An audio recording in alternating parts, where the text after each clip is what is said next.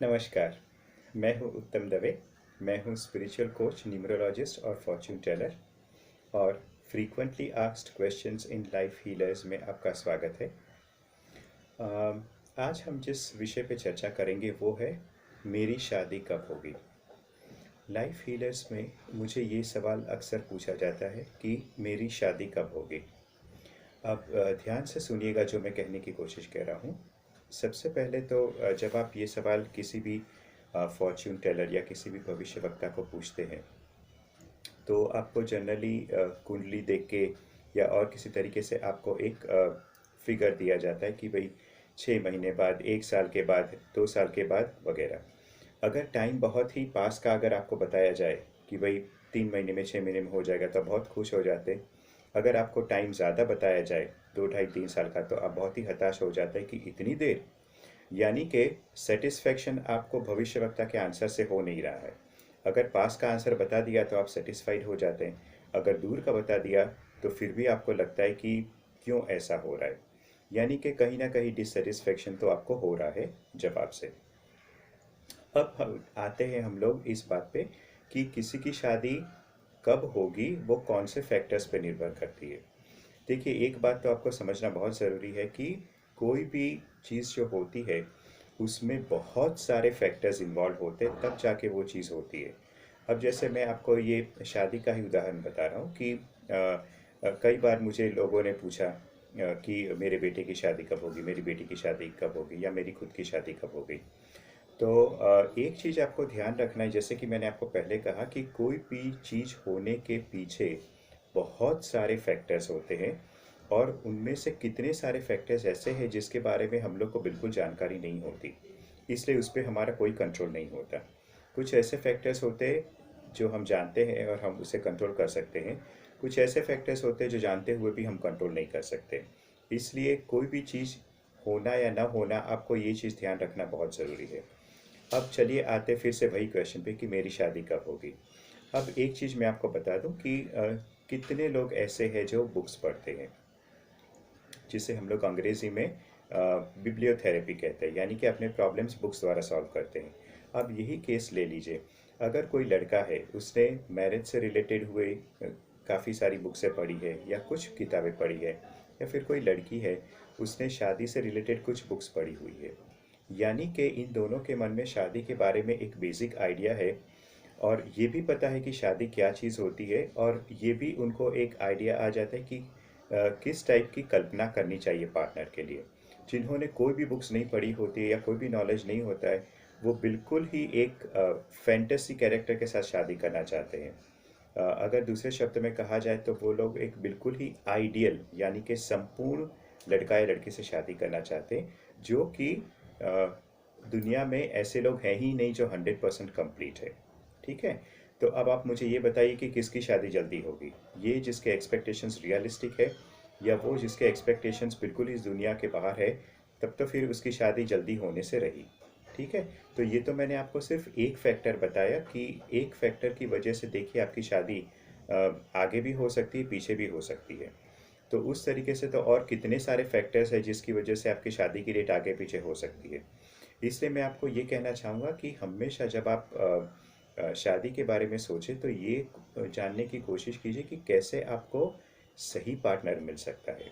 ये देखने की कोशिश मत कीजिए कि मेरी शादी कब होगी। थोड़ी जल्दी या थोड़ी बाद उससे फ़र्क नहीं पड़ेगा, लेकिन अगर जल्दी शादी करके आपको एक ऐसा पार्टनर मिल गया जो आपके लिए सही नहीं है तो क्या होगा, वो डिवोर्स होगा। ठीक है। थोड़ा लेट भले हुआ लेकिन सही पार्टनर मिला तो ज़िंदगी भर आप उसके साथ रह सकते हैं। इसलिए ये बात बहुत ध्यान से सुनिए। अब हम लोग दूसरे पॉइंट पे आते हैं कि कई बार आपको भविष्यवक्ता जो है वो आपको कुछ टोटके बता देते हैं कि ये टोटके कर लीजिए, सब कुछ अच्छा हो जाएगा। और मेरे पास उसके बाद बहुत सारे लोग जो मेरे पास आते हैं, मैंने तो ये टोटका कर लिया, वो टोटका कर लिया और मेरा कुछ भी नहीं हुआ। तो मैं आपको ये एक बात कहना चाहूँगा कि वो जो टोटका अपने आप में कोई गलत या सही नहीं है। पहली बात तो ये है कि टोटका जो है वो आपके सारे प्रॉब्लम का एक सारी प्रॉब्लम्स के सॉल्यूशन का एक छोटा सा हिस्सा है। जैसे आप एक मकान बनाते हैं, ठीक है। तो एक मकान जब आप बनाते हैं तो सबसे पहले तो उसकी एक नींव रखी जाती है, फाउंडेशन। उसके बाद वहाँ पे हम लोग जैसे गड्ढा खोदते हैं, वहाँ पे बड़े बड़े पिलर्स लगाते हैं। उसके बाद रेत लगती है, सीमेंट लगती है, ईंट लगती है, बहुत सारी चीज़ें। ये सारी चीज़ें जब हम कंबाइन करते हैं, उसके बाद आर्किटेक्ट की मदद लगती है। ये सारी चीज़ें जब हम कंबाइन करते हैं तब ये मकान बनता है। ठीक उसी तरह आपकी जो भी प्रॉब्लम है, शादी नहीं हो रही है, फॉर एग्जांपल जो हम लोग डिस्कशन करें, शादी नहीं हो रही है, तो उसमें जो ये टोटका आपको दिया जाता है वो एक छोटा सा हिस्सा है आपकी सारी प्रॉब्लम सॉल्व करने के लिए। ये टोटके से आपकी सारी प्रॉब्लम सॉल्व नहीं होगी। यानी कि समझ लीजिए कि अगर 100% आपको चीज़ें लगानी है, आप 10% चीज़ लगा रहे हैं और आप एक्सपेक्टेशन रख रहे हैं कि आपका काम हो जाएगा, तो बाकी की जो 90% चीज़ें हैं वो आपको अलग से करनी पड़ेगी, जो आपको एक प्रोफेशनल एस्ट्रोलॉजर या न्यूमरोलॉजिस्ट या जो भी जो जिसने ट्रेनिंग ली हुई वो आपको बताएंगे। सिर्फ मैं आपको दोबारा कहना चाहूँगा कि सिर्फ एक टोटका करने से आपका काम पूरा नहीं होगा। उससे आपका 10% आप जो भी काम कर रहे हैं उसमें आपको मदद मिलेगी। तो बाकी आपको 90% की मदद तो आपको और करनी है, बाकी और टेक्निक्स यूज़ करनी है जिससे आप 100% एफर्ट्स लगा रहे आपके मनोरथ पूरा करने के लिए। अब चलिए आइए देखते हैं कि शादी के लिए क्या टोटका है।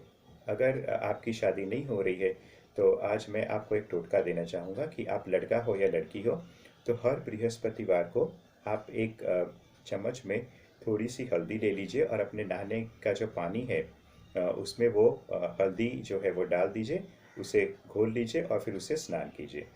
ठीक है, तो इससे क्या होगा कि आपकी जो बॉडी की जो एनर्जी है उसमें से थोड़ी पॉजिटिविटी रेडिएट होगी और आप की जो टोटल मैरिजेस के चांस है उसमें से थोड़ा परसेंटेज आपको बढ़ जाएगा। यानी कि पहले अगर पॉसिबिलिटी 5% है तो अब पॉसिबिलिटी 5 या 10% हो जाएगी। जैसे कि मैंने आपको पहले कहा कि सिर्फ टोटका करने से आपको फ़ायदा नहीं होगा और बहुत सारी चीज़ें उसमें करनी पड़ती है।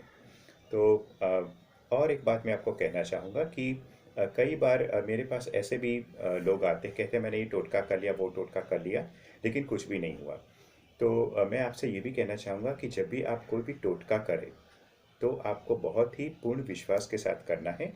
किसी भी ज्योतिष ने कह दिया, आपने कर दिया, एकदम मैकेनिकली मशीन की तरह कर दिया, तो वो टोटका बिल्कुल फ़ायदा नहीं करेगा।